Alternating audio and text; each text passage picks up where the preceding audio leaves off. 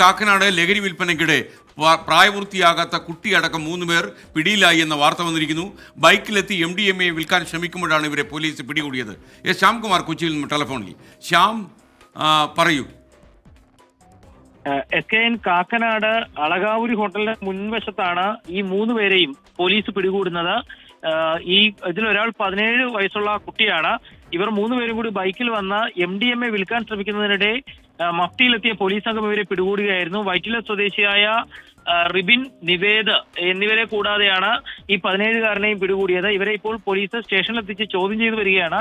സ്ഥിരമായി ഈ പ്രദേശത്ത് ലഹരി വസ്തുക്കൾ വിൽക്കുന്ന സംഘത്തിൽപ്പെട്ടവരാണ് 3 പേരുമെന്നാണ് പോലീസ് ഇപ്പോൾ അറിയിച്ചിരിക്കുന്നത്. Okay, thank you Shyamkumar. എന്തായാലും ഓരോ ദിവസവും ഓരോ മണിക്കൂറിലൊക്കെ വരുന്ന വാർത്തകൾ നമ്മളെ ഞെട്ടിക്കുന്നു, നടക്കുന്നു. ഇതൊക്കെ ഈ അധോലോകത്തിൻ്റെ സാന്നിധ്യമൊക്കെ നമ്മുടെ സംസ്ഥാനത്തുണ്ട് എന്ന് നമുക്കറിയാമായിരുന്നെങ്കിലും ഇത്ര വ്യാപകമാണ് എന്ന് നമ്മൾ തിരിച്ചറിയുന്ന യുജകുമാർ ഇപ്പോഴാണ്. അതെ, കുഞ്ഞുങ്ങളിലേക്ക് ഈ സംഘം ഇത്രയും ആഴത്തിൽ വേരാഴ്ത്തി എന്നതാണ് ആശങ്കാജനകം.